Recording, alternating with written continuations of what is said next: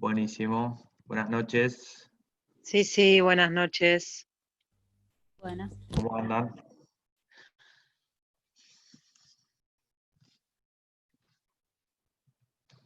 ¿Cómo andan? ¿Bien?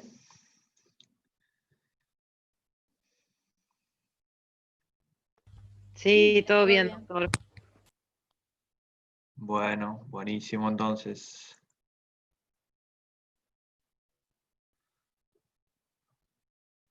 Bueno, esperamos un minutito y arrancamos.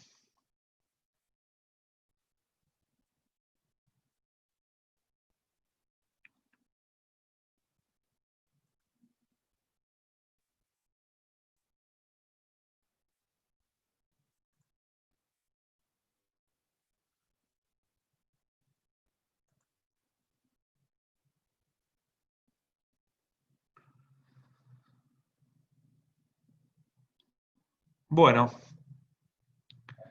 hoy vamos a ver un poquito de contratos, más que nada los contratos de distribución. Me parece que con Luciana el viernes pasado ya empezaron a ver alguno, como el de agencia, así que vamos a ir un poco con eso, algunas diferencias justamente entre el contrato de distribución y el de agencia. Vamos a ver franquicia y concesión. ¿eh? Bueno, para que tengan una idea y para no arrancar directamente con el contrato de distribución propiamente dicho, vamos a tener que hablar primero de lo que es una red de distribución, como para entrar en tema. Como bien saben, todo productor o prestador de bienes y servicios que están destinados a un consumo masivo, para poder cumplir con el objeto de colocar eficazmente esos bienes o servicios que ofrece, va a tener que dar a conocer en el mercado qué es lo que va a ofrecer. ¿Bien? Determinar la forma en la que va a penetrar, y estoy viendo que el nombre entré con otro nombre, pero no importa. Determinar la forma en la que va a penetrar en el mercado y generar las estructuras o vínculos que hagan posible esa penetración. Esto está relacionado íntimamente, como estamos en derecho comercial, con el tema de las estrategias comerciales, ¿no? Va a haber un análisis de mercado, va a haber un análisis del producto o del servicio que estamos ofreciendo, y en base a eso vamos a ver cómo entramos, digamos, en ese mercado o cómo vamos a distribuir esos bienes o servicios. En la hipótesis de que se recurra en forma total o parcial a soluciones externas, vamos a configurar el marco de las relaciones, digamos, definiendo la naturaleza del vínculo, ya sea con un vínculo de control, con un vínculo de subordinación total o parcial. Siempre el impulso de esa constitución, digamos, de la red, va a estar en cabeza del productor de bienes o servicios, que va a ser el interesado justamente en colocar esos bienes en el mercado o esos servicios en el mercado. O sea que digamos que siempre va a haber algún tipo de subordinación. Por ahí, a diferencia de otros contratos, donde vamos a hablar de una independencia, ¿no?, total por parte de las personas que efectivamente distribuyen los bienes o servicios. Básicamente va a recurrir a dos sistemas, como el de agencia, que ya vieron, o el de distribución propiamente dicho. Se habla de contratos de distribución propiamente dicho y en general también, porque digamos que podemos estar frente a una distribución o frente a un contrato de concesión, ¿no? Un contrato de concesión que va a ser una distribución de tipo indirecta, tal vez, ¿no? Entonces, históricamente, estos contratos no estuvieron regulados en el Código Comercial. Eran contratos atípicos que se iban formando con el correr del tiempo y con los usos y costumbres, digamos, ¿no?, propios del contrato. Hoy por hoy, con el Código Civil y Comercial de la Nación, nos ha regulado, nos ha facilitado un poco la regulación de estos contratos, y van a ver que a partir de 1479 del Código Civil y Comercial de la Nación, vamos a encontrar la regulación de los contratos, estos que estamos hablando de distribución.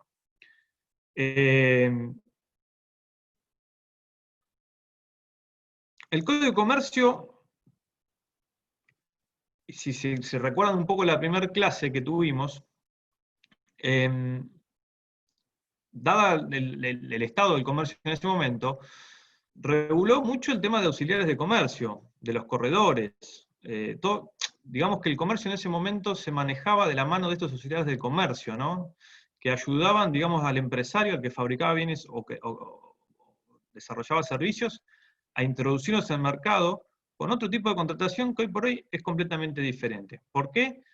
Porque estamos frente a medios de comunicación masivos, frente a técnicas de comunicación diferentes, llegadas al mercado mucho más amplias que en esa época, y por eso fue necesario, digamos, introducir nuevas formas contractuales, como las que vamos a ver hoy. Entonces, para que entiendan la mecánica de estos contratos de distribución de bienes y servicios, en forma general, siempre van a ver que va a haber, siempre van a ver que va a existir un productor de bienes o servicios, que va a ser el empresario o el proponente, que es quien celebra un contrato de duración. Si vamos al Código Civil y Comercial de la Nación, en el 1011, encontramos la definición de un contrato de larga duración. Acá lo tengo, dice, el contrato de larga duración es esencial para el cumplimiento del objeto, de modo que se produzcan los efectos queridos por las partes o se satisfaga la necesidad que los indujo a contratar. Las partes van a tener que ejercitar sus derechos conforme con un deber de colaboración, respetando la reciprocidad de las obligaciones del contrato, considerada en relación a la duración total. La parte que decide la rescisión, bueno, ahí habla del tema de rescisión que por ahora no nos va a interesar. Entonces, este contrato de distribución que tiene un empresario como una de las partes originantes del contrato, va a tener como característica este deber de colaboración. Este deber de colaboración que va a ir de la mano de un deber o un principio de buena fe y de duración. El contrato generalmente se hace para que se prolongue en el tiempo. No hablamos de un contrato de 2 meses, de 3 meses, hablamos de un contrato que va a tener un piso, por ejemplo, de... A ver, acá me preguntan, ¿el contrato de distribución está regulado como de distribución propiamente dicho? El código ahora lo vamos a ver, no me quiero adelantar, pero el contrato de distribución va a estar muy poco regulado y va generalmente a regirse por otras reglas, que van a ser las de la concesión, ¿sí? Pero ahora ahí llegamos. Que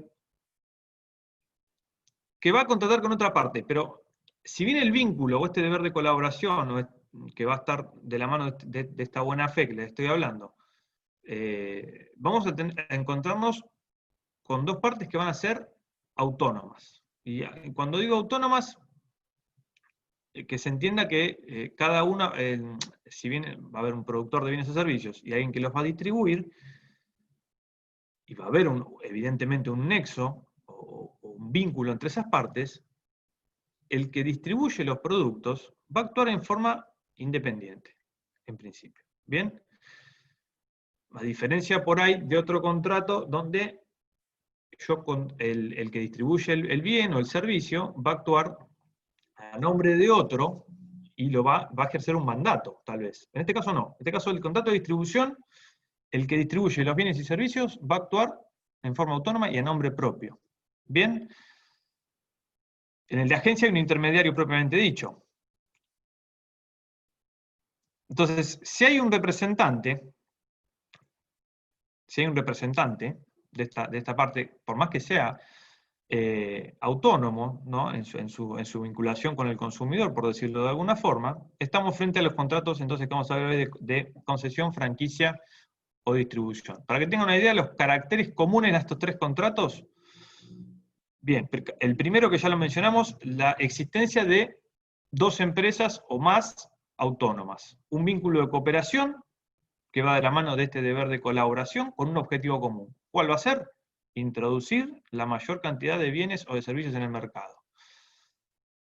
Va a haber una permanencia o una duración, digamos, de ese contrato, va a ser bilateral, oneroso, conmutativo,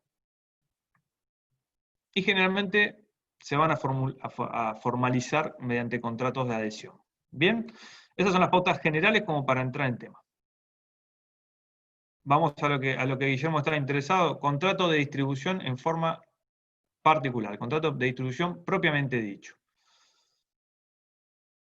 La distribución, podemos decir que es una actividad que tiene por objeto poner en circulación un bien o servicio, en el marco de un proceso que va a transcurrir desde la producción del bien o servicio en cabeza del empresario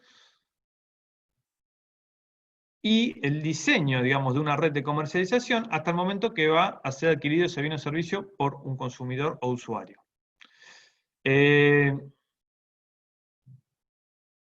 A ver, ¿cómo es? En el proceso el empresario puede participar activamente con un control sobre el que distribuye los bienes o servicios, más allá de la autonomía esta que recalqué al principio, o dejarlo en manos del distribuidor y que el distribuidor se encargue, digamos, de distribuir los bienes o servicios, terciarizando la distribución de los servicios o de la forma que él quiera. ¿Bien?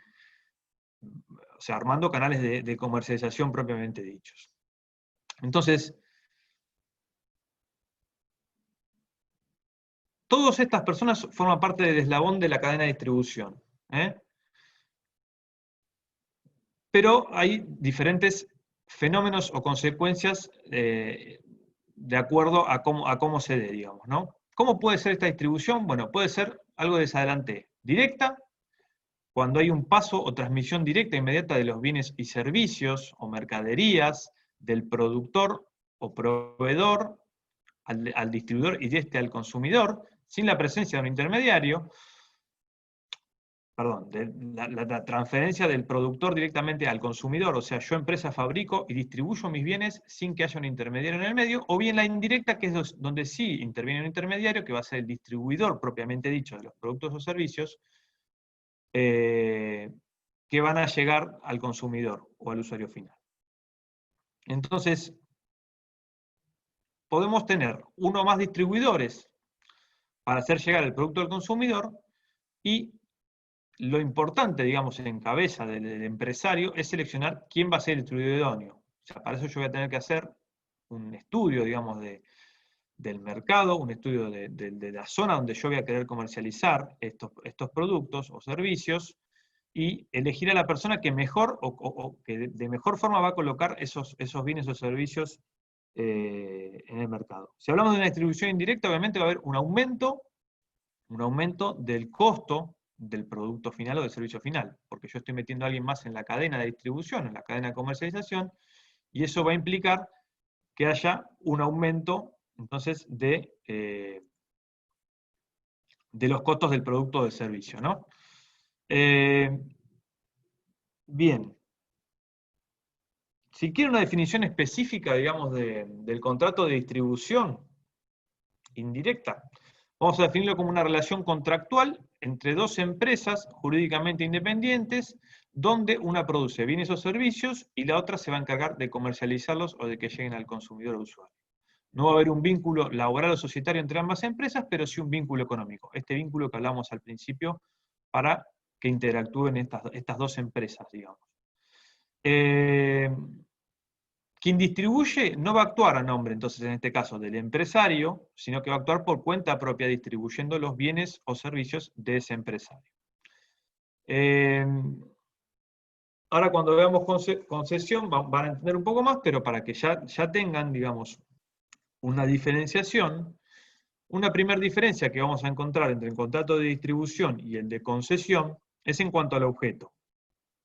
En el contrato de distribución, generalmente vamos a tener mercaderías comunes o de uso sencillo, mientras que en la concesión vamos a tener una distribución de bienes más complejos. Cuando hablamos de concesión, seguramente se van a hacer la idea de el concesionario automotor, ¿verdad? Y otra diferencia, una segunda diferencia, va a ser en cuanto a la subordinación. En la concesión va a haber un mayor vínculo de subordinación entre el concesionario, digamos, y el concedente, porque la actividad va a estar un poco más pautada. Si ustedes piensan en una concesionaria automotor, van a ver que tiene un logo, que tiene una marca, que hay un manual de instrucciones para el uso automotor, que hay una determinada pauta de servicio, que hay uniformes, cosa que no vamos a encontrar en un contrato de distribución en sentido estricto. Acá en la distribución en sentido estricto va a haber una persona o un empresario que se va a encargar de distribuir los bienes, pero no en base a esas pautas estandarizadas, digamos, que me da el que produce bienes o servicios. Otra diferencia va a ser en cuanto a la garantía y service posterior. En este caso, si hablamos de garantía y service posterior, solamente vamos a estar en presencia de un contrato de concesión. En la distribución, en sentido estricto, no va a existir esto. Y una última diferencia, que me estoy acordando, es en relación con los terceros. En la concesión, generalmente el concesionario va a contratar con particulares o consumidores finales, mientras que en la distribución podemos estar frente a personas que, si bien tienen esos bienes o servicios, van a poder revenderlos, ¿no? Generalmente va a haber una existencia de reventa, digamos, de bienes o servicios. Ustedes ya vieron agencia, así que podemos ver también las diferencias un poco más en profundidad entre el contrato de distribución y el de agencia. Si bien va a tener caracteres comunes, van a tener caracteres comunes ambos contratos, en cuanto a la naturaleza comercial, digamos, que tienen los dos, la injerencia de personas que son empresarios o comerciantes, y que se ejecutan realizando justamente actos de comercio. ¿No lo vieron todavía el de agencia? ¿O lo vieron? Ahí no llega a ver el mensaje, a ver. Ah, no lo vieron, bien. Pensé que se los había dado Luciano el viernes pasado. Bueno. Vamos a ir, entonces, a medida que vamos viendo las diferencias, no las voy a hacer tan profundas, y les voy a ir explicando un poco el contrato de agencias, y ya de paso ya lo van a aprender. Cuando hay un contrato de agencia, si bien en ambos contratos, el de distribución y la agencia, va a haber vínculos entre las dos partes, pero son jurídicamente independientes, el agente y el distribuidor, digamos, van a cumplir funciones económicas diferentes. Si bien una de las empresas va a producir bienes o brindar servicios, como la agencia, y la otra va a realizar una distribución, va a haber entre ambos un vínculo de colaboración, donde los intereses se van a encomendar recíprocamente. La profesionalidad de los contratantes va a importar que los contratos van a tener que ser interpretados prestando especial atención a la presunción de las cláusulas o las cláusulas que contiene este contrato. Otros rasgos importantes que vamos a encontrar en este tipo de contratos respecto de la cuestión que se tiende a la colocación de los productos es la acción de los terceros. En el caso de la concesión, nosotros vamos a ver que cuando el concesionario entrega los bienes, el tercero va a poder accionar por vía de defensa del consumidor. Pero bueno, no me quiero adelantar, ahora en un ratito también les voy a dar un fallo como para que lo vayan leyendo. Otra característica de estos dos contratos, el de agencia y distribución, va a haber un rol activo, tanto del agente como del distribuidor, para la introducción de estos bienes o servicios en el mercado. Si vamos a las diferencias entre contrato de agencia y distribución, la primera diferencia que van a encontrar es el modo en el cual se llevan a cabo. El agente siempre va a actuar frente a los terceros como una prolongación del principal. Y acá está la principal diferencia entre la agencia y la distribución.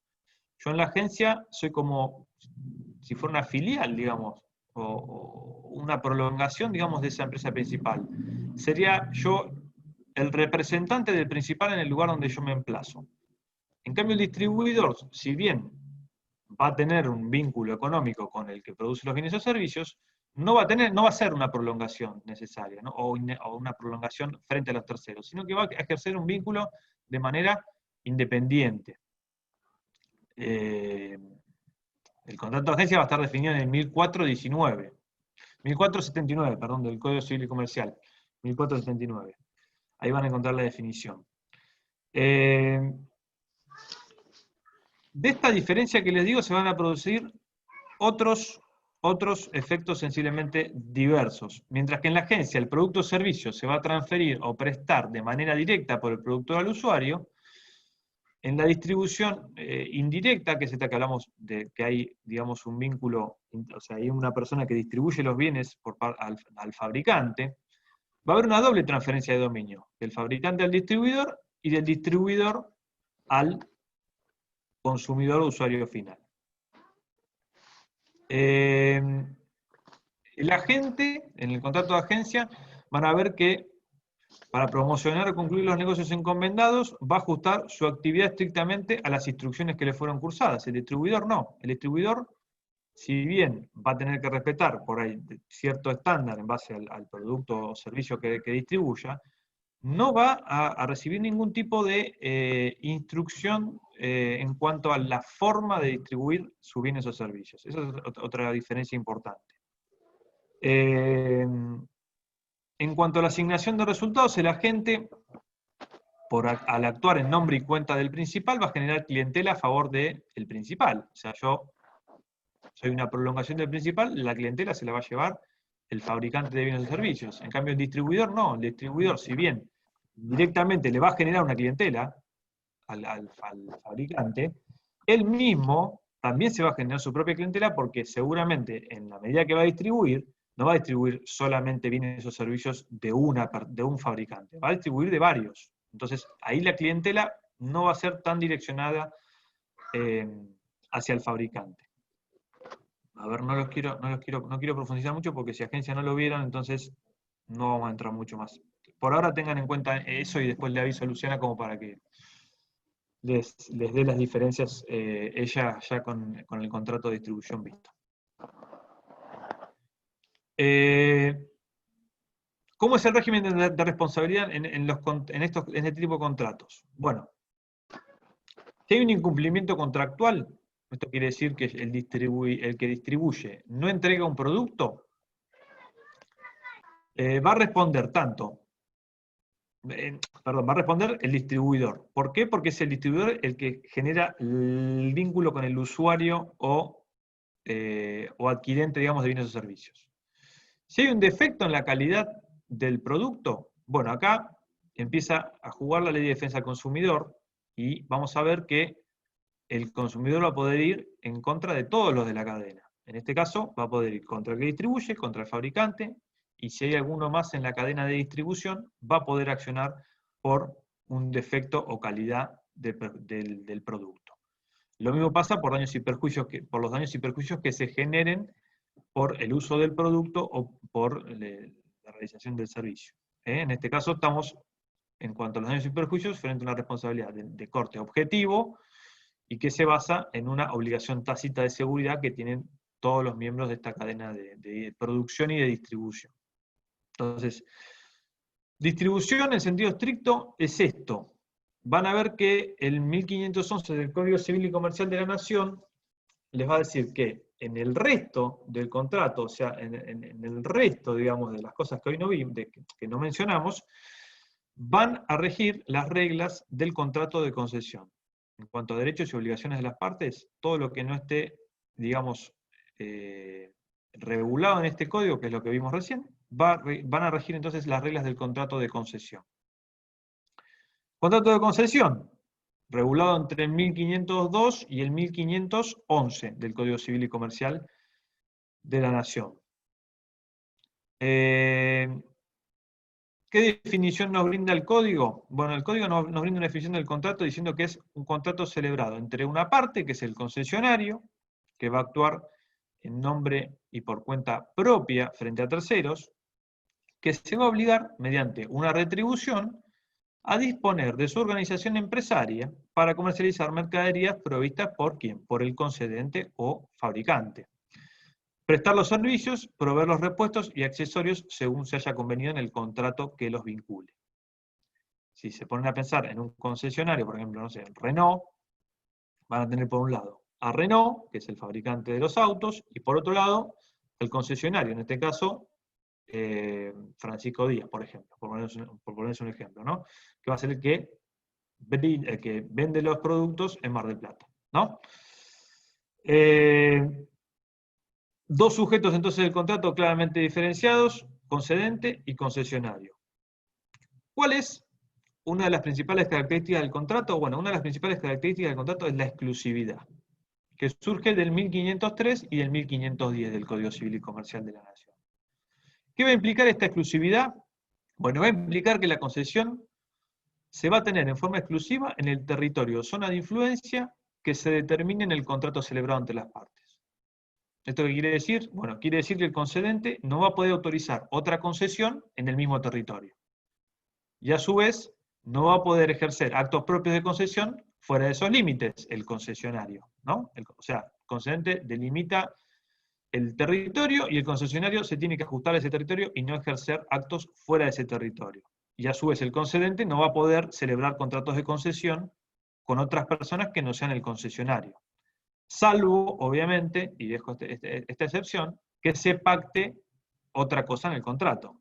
Recuerden que el Código Civil y Comercial de la Nación, uno de los principios rectores es la libertad de contratación y la autonomía de las partes para celebrar sus contratos. Entonces, si bien la regla de la exclusividad, puede que se pacte algún tipo de excepción en el contrato.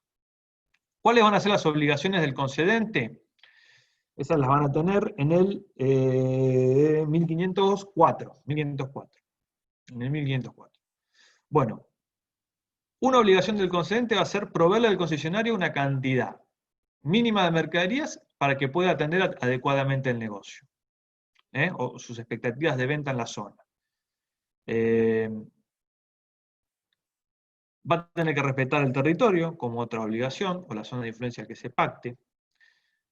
Va a tener que proveer al concesionario de la información técnica y, en su caso, de los manuales, repuestos y capacitación del personal que sean necesarios. Un ejemplo les voy a dar en este caso. El otro día leía que Renault detectó un defecto, digamos, en la fabricación de la Renault Captur, y la Renault Captur tiene un problema en el gancho del capó, que aparentemente en algunos casos, en ruta, ese capó se levantó, por el efecto del viento, la velocidad o lo que sea. Entonces, detectado este problema, Renault lanzó una campaña a nivel nacional, instando a los consumidores o a los dueños de Renault Captur que se comuniquen con Renault y en base al número de chasis detectaban si estaba o no dentro de esa partida de autos que tenían que cambiarle ese gancho para que no tengan ese problema. Bueno, ¿qué pasa?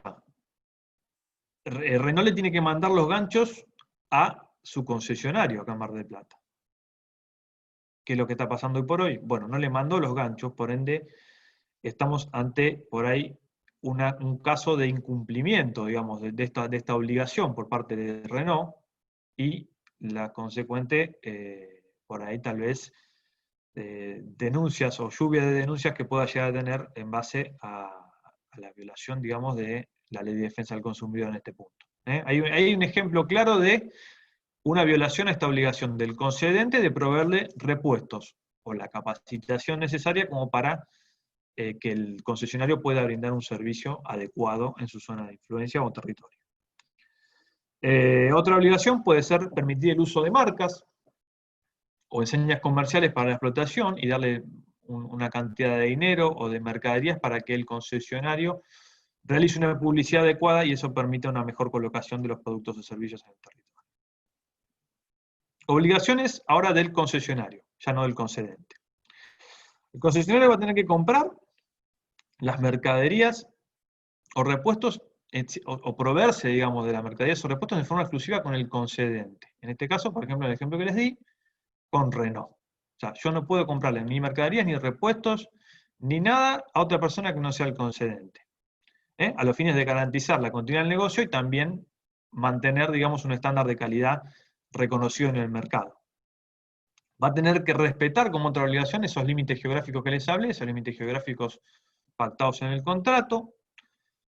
Va a tener que tener en su lugar de tareas los equipos necesarios y las personas capacitadas. Como ven, una obligación se retroalimenta de la otra. O sea, si bien hay una obligación por parte del concedente de brindar una capacitación adecuada y proveer los repuestos, bueno, también el concesionario va a tener una obligación de que las personas que estén acá sean diligentes, idóneas para desempeñar la función, digamos, que tienen que desempeñar para brindar un servicio adecuado. Otra obligación va a ser adoptar un sistema de ventas, de publicidad, de contabilidad, de acuerdo a las pautas que fije con el concedente, y la capacitación que va a estar de la mano de ambas partes. Bien, ¿puede haber una excepción a esta exclusividad de venta de mercaderías? Sí, les reitero, puede haber una excepción, y esa excepción va a estar dada por algo que se haya pactado en el contrato. Bien. En cuanto al plazo de duración, ya saliendo de las obligaciones, vamos a ver que el código recepta un poco esto que hablamos al principio de la clase y no va a ser, dice que no va a poder ser inferior a 4 años el contrato. Si se pacta un plazo menor o se pacta o no se pacta a plazo, estamos frente a un contrato de plazo indeterminado, se va a entender pactado por 4 años. ¿Bien? Plazo entonces, para que les quede, 4 años.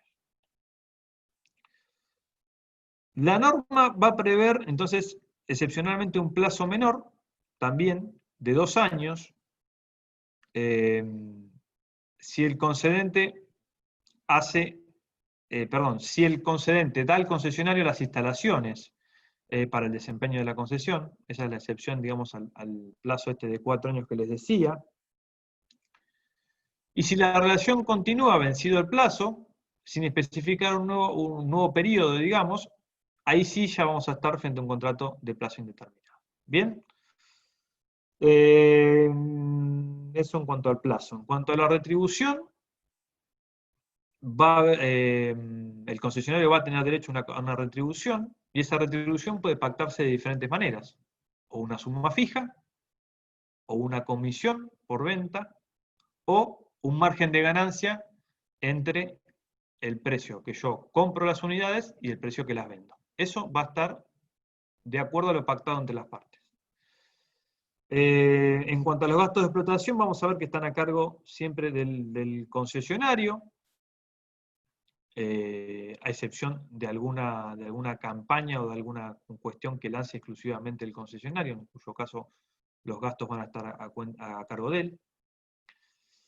Y en cuanto a las formas de finalización del contrato, si es un contrato de concesión por tiempo indeterminado, va a tener que haber un preaviso. El código habla de 1 mes por cada año de vigencia del contrato, debiendo coincidir ese final de plazo de preaviso con el final de mes calendario en el que opera. Pueden operarse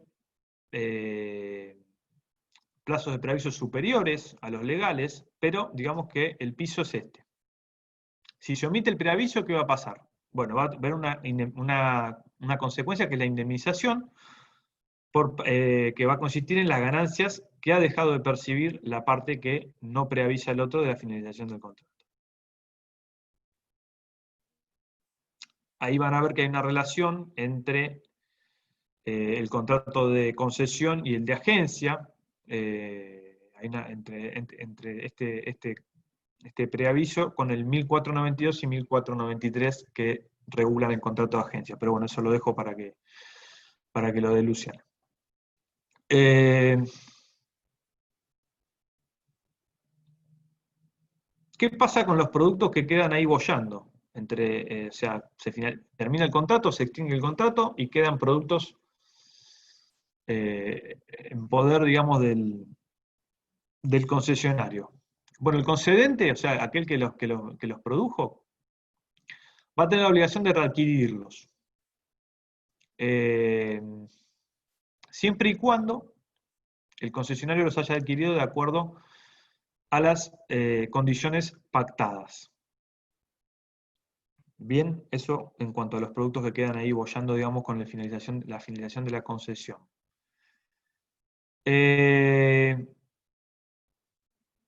¿Qué motivos puede haber entonces de resolución, más allá de este tema del preaviso? Bueno, hay una remisión del contrato de concesión al de agencia, así que cuando estudien ambos contratos, estudian los dos en forma igual, en forma similar. ¿Qué causas puede haber? Bueno, causas puede haber la muerte o incapacidad del concesionario, disolución de la persona jurídica que celebra el contrato, la quiebra de cualquiera de las partes, el vencimiento de plazo, si es un contrato a plazo. Otra causa puede ser el incumplimiento grave o reiterado de las obligaciones por parte de alguna de los contratantes. Y otro de los motivos puede ser la disminución del volumen de negocios del concesionario. Lógicamente, si el negocio no funciona, si el concesionario no puede introducir los bienes o servicios en el mercado, en ese caso vamos a estar frente a una causal de extinción del contrato, salvo que las partes se sienten a renegociarlo, y en ese caso hablamos ya de otra cuestión, que es la renegociación de contratos, que no viene al caso.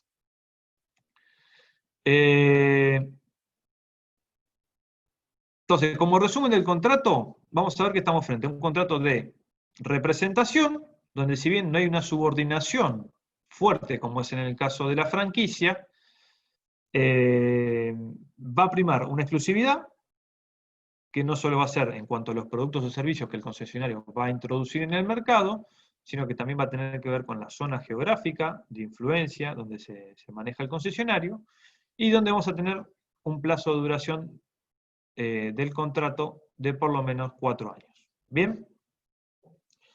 En este caso de lo que es concesión, yo les voy a pasar un fallo para que... En realidad 2 fallos les voy a pasar para que lean, que relaciona todo el tema de concesión automotor con la transversalidad de la ley del consumidor que atraviesa el contrato. Para que lean. Hay un fallo que es de la ciudad de Necochea, de la Cámara de Necochea, que se caratula Antonelli con Díaz, nulidad de contrato y medidas cautelares. Después se lo voy a pasar a Luciana para que lo suba al campus, pero ya les tiro la carátula. Es de el 24 de septiembre del 2019. Y este fallo, si bien desarrolla el contrato de concesión, hace una remisión a un fallo que es más importante, digamos, en cuanto al desarrollo por ahí doctrinario, que es el fallo de la Cámara Nacional de Comercio, Sala D, con voto de Heredia, que es Bernasconi con Volkswagen sobre proceso ordinario, del 29 de mayo del 2019.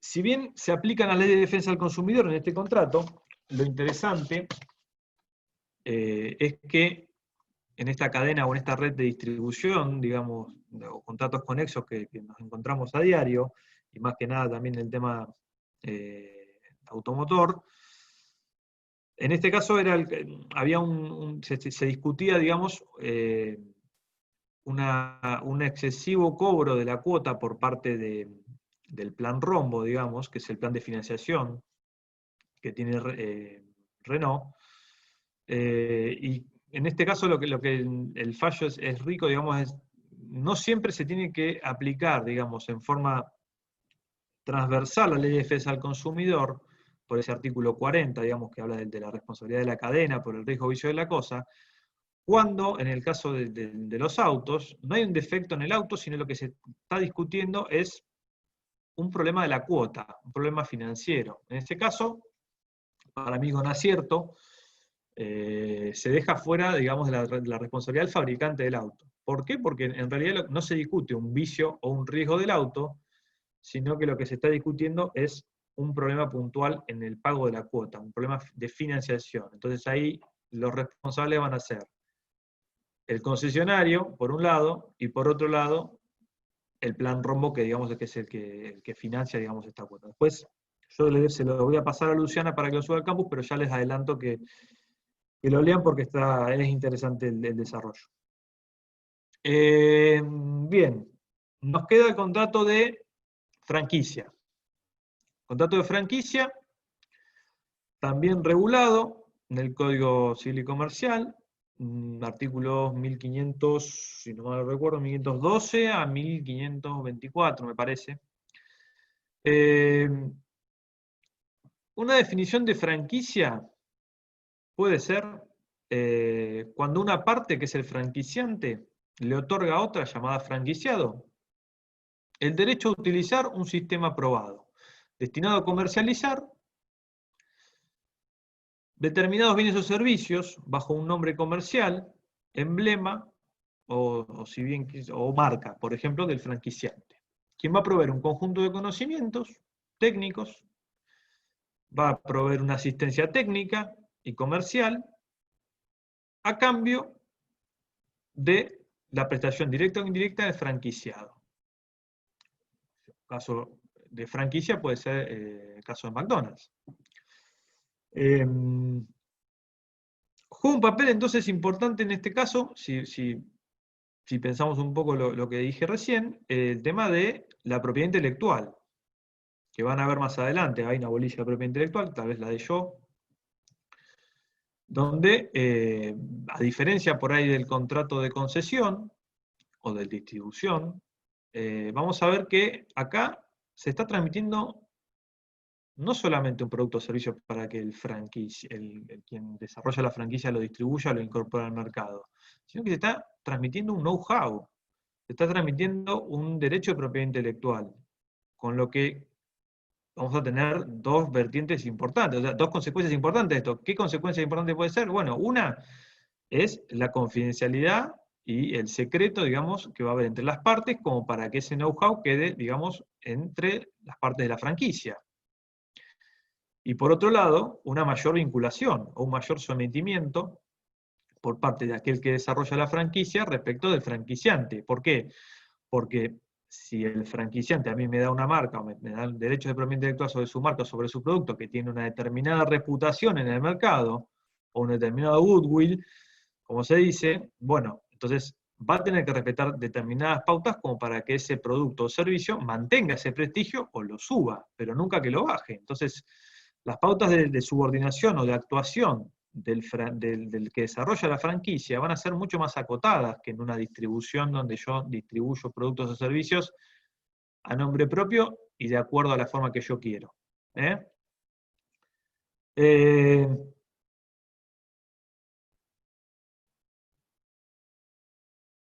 Principal característica del contrato, entonces, y en coincidencia con la concesión, va a ser la exclusividad. Y va a ser una exclusividad para ambas partes. El franquiciante no va a poder autorizar, digamos, otra unidad de franquicia en el mismo territorio. Hay una similitud con la concesión. Salvo que haya un consentimiento del franquiciado.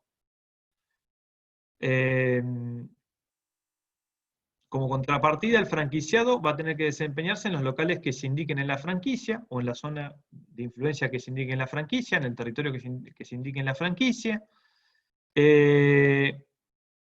Y no va a poder contratar otras personas para que lleven a cabo la franquicia, salvo que lo autorice el franquiciante. En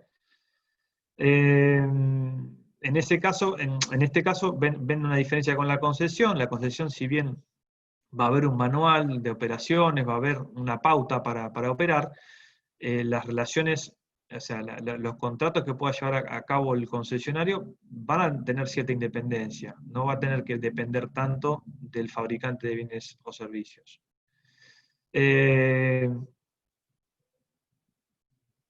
Salvo pacto en contrario, el franquiciado no va a poder ceder su posición contractual, ni los derechos que emergen del contrato. ¿Por qué? Porque hay una exclusividad mucho más fuerte que en otros contratos. El franquiciante no va a poder comercializar directamente con terceros mercaderías o servicios comprendidos en la franquicia dentro del territorio o zona de influencia del franquiciado. Lógica consecuencia de esta exclusividad que hay entre los dos. Si hablamos de clientela, bueno, el derecho a la clientela le va a corresponder ¿a quién? Al franquiciante. El franquiciado no va a poder mudar su ubicación sin comunicarle con antelación al franquiciante. No van a ser válidas las cláusulas que prohíben al franquiciado, ¿no? Como pauta general. No van a ser válidas las cláusulas que prohíben al franquiciado. Cuestionar justificadamente los derechos del franquiciante, sea en cuanto a la propiedad intelectual, adquirir mercaderías comprendidas en la franquicia de otros franquiciados dentro del país, siempre que estos respondan a las calidades y características contractuales, o reunirse o establecer vínculos económicos con otros franquiciados. Ahora bien, dentro del contrato vamos a encontrar diferentes clases de franquicia. Por ejemplo, una franquicia llamada mayorista. Va a ser la franquicia mayorista aquella donde el franquiciante le va a dar a una persona física jurídica un territorio o ámbito de actuación nacional o regional o provincial con derecho a nombrar sus franquiciados. el uso de sus marcas y sistemas de franquicias bajo contraprestaciones específicas. Ese es el caso de la franquicia mayorista. También puede haber una franquicia de desarrollo, que va a ser aquella en la cual el franquiciante le va a dar al franquiciado, que se va a llamar desarrollador en estos casos, el derecho a abrir múltiples negocios franquiciados bajo el sistema, método y marca del franquiciante, o sea, hay un plano, una subordinación marcada, en una región o en el país durante un término que no va a ser menor a 5 años. Bien, y en el que todos los locales o negocios que se abren van a depender o van a estar controlados por el desarrollador.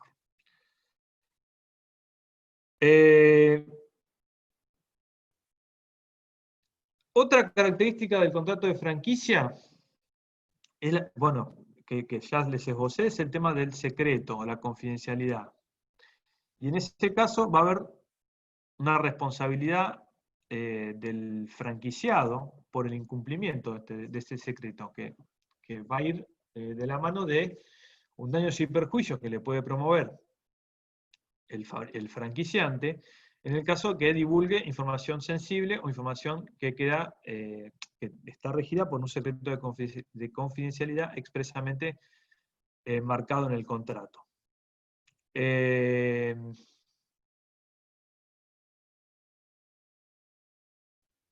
Vamos a hablar entonces de un secreto, de un secreto sustancial, digamos, cuando esa información que contiene es relevante para la venta o prestación de servicios.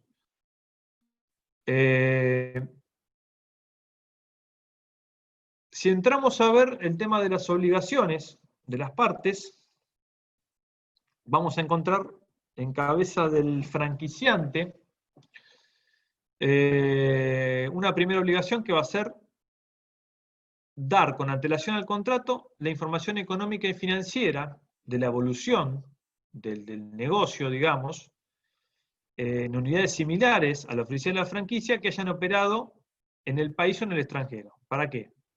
Para que aquella persona que contrata con el franquiciante pueda también hacer un análisis en el territorio donde va a desarrollar su actividad y ver si le conviene o no el negocio. Otra obligación del franquiciante es comunicarle al franquiciado todo este conjunto de conocimientos técnicos o know-how que ya les mencioné, derivados de la experiencia del franquiciante y comprobados como aptos para desarrollar el negocio. Como ven, no solamente va a haber una subordinación, una exclusividad entre las partes, sino que lo que le está vendiendo el franquiciante es información o un negocio que tiene que funcionar. ¿Bien? Tiene que funcionar entre comillas. ¿Por qué les digo tiene que funcionar? Porque la franquicia tiene también como característica el estudio del mercado, el estudio del territorio y el estudio del producto y cómo impactan la gente. Cuando uno contrata con un franquiciante, hay un paso previo, digamos, que es ver si esa franquicia va a funcionar. Por eso ustedes ven que hay franquicias que funcionan en Buenos Aires, por ejemplo, pero no son traídas a Mar del Plata. Porque hay un análisis de mercado previo que hace que no sea económicamente viable instalar ese negocio o la distribución de esos bienes en una zona determinada. Otra obligación del franquiciante va a ser entregar un manual de operaciones con las especificaciones técnicas para producir un producto. McDonald's, cuando da la franquicia, da todo un manual, todo un conjunto de principios, de técnicas y de procesos de fabricación que hacen que las hamburguesas de McDonald's sean iguales en todos los lugares donde está la franquicia. Entonces, el franquiciado no se puede salir de ese manual. ¿Por qué? Porque cambia el contenido del producto o del servicio. Otra obligación va a ser brindar asistencia técnica para que la franquicia opere de la mejor manera. O sea, el franquiciado va a poder recurrir al franquiciante si ve que algo no está funcionando de acuerdo a lo esperado, o si le surge determinado problema. Es una obligación proveer esta asistencia técnica. Otra obligación, si la franquicia comprende la provisión de bienes o servicios a cargo del franquiciante o de terceros designados por el franquiciante, otra obligación va a ser asegurar esa provisión de bienes o servicios para que el negocio pueda funcionar y no variar, digamos, no variar en forma intempestiva o abrupta el precio de los bienes o productos, o las formas o canales de comercialización del mismo, porque si eso pasa, puede influir en el desarrollo del negocio del franquiciado en una zona determinada.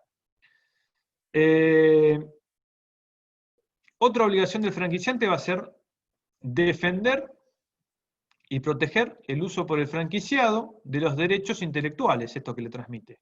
O sea que si yo en el medio de mi contrato de franquicia hay un juicio en contra del franquiciado porque vende determinados productos que colisionan con el derecho de propiedad intelectual de otro negocio, el franquiciante va a tener la obligación de defender al franquiciado en ese juicio o en ese problema que tenga con otra persona o con otra empresa.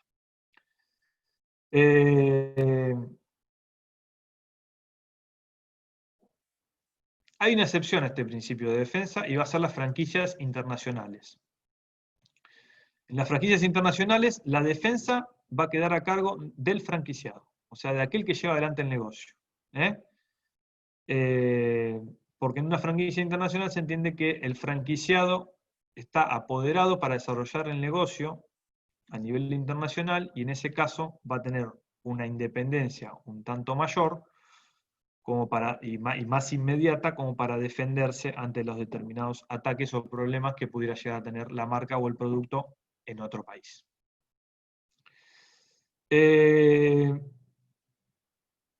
Ahora pasamos a las obligaciones mínimas del franquiciado, como para ir ya terminando el contrato y terminando la clase. Así ya los libero de este viernes a la noche ya tarde. Bueno, obligaciones del franquiciado.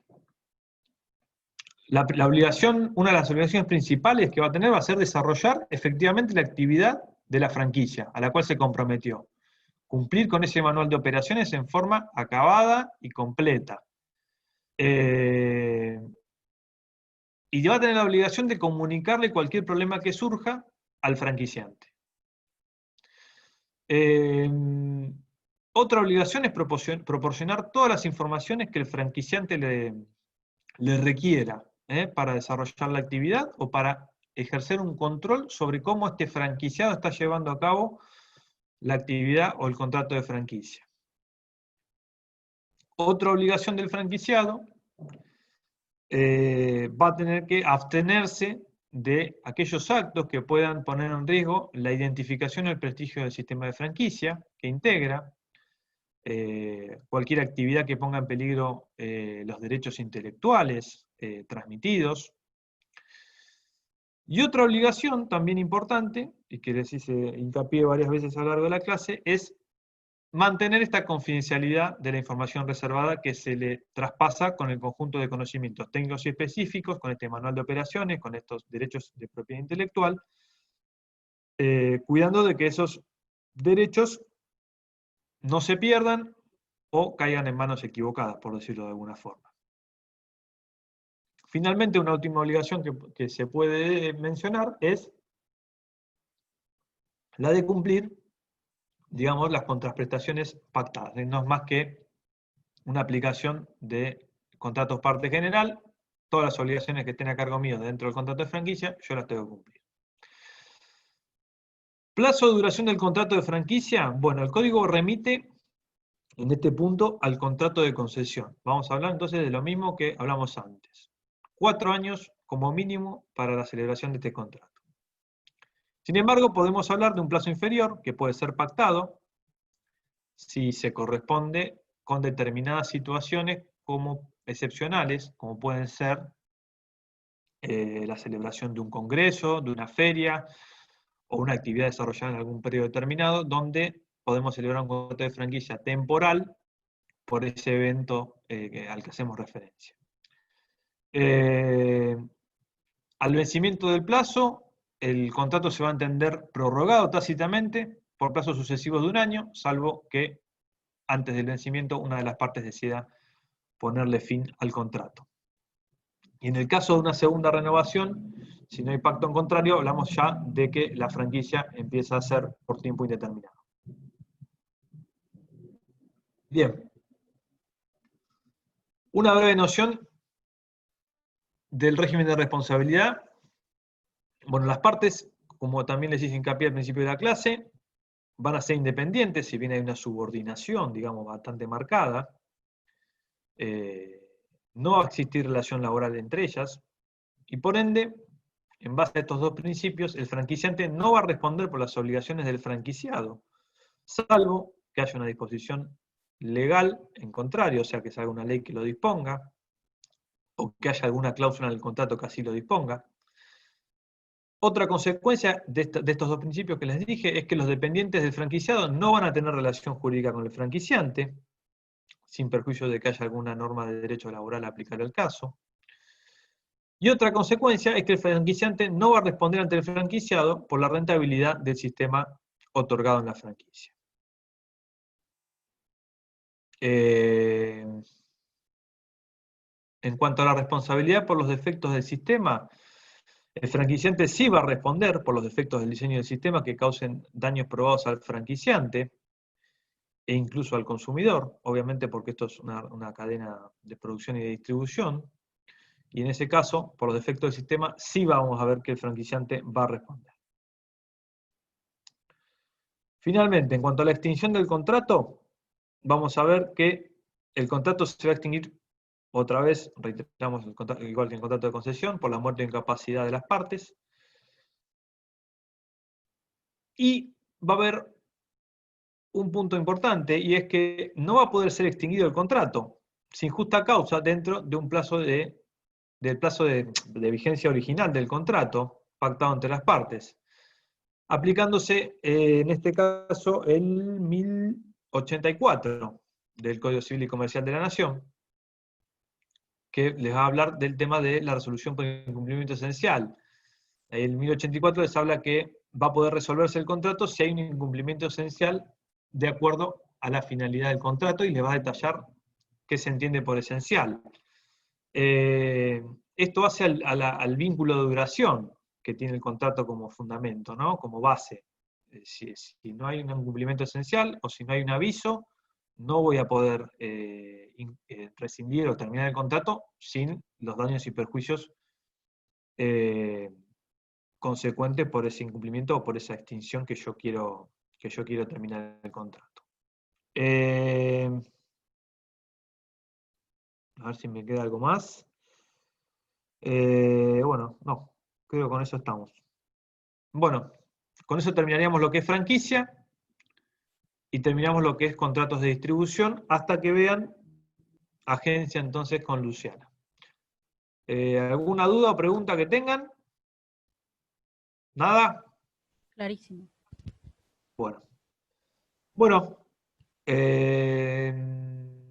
nos veremos en 15 días, salvo que haga un cambio con Luciana, y bueno, me comprometo a darles el fallo este que les dije y a avisar a Luciana que haga un poco más de hincapié en las diferencias entre agencia y concesión, que yo hoy no se las di mucho porque bueno, la agencia lo va a dar ella. Bueno. Gracias, doctor, muy claro todo. Gracias, profe. Bueno, me alegro. Bueno, gracias a ustedes por estar acá viernes a la noche, y bueno, cualquier duda ya saben que me contactan por el WhatsApp, así que no hay problema. Bueno, buen fin de semana para todos. Igualmente, adiós. Hasta luego.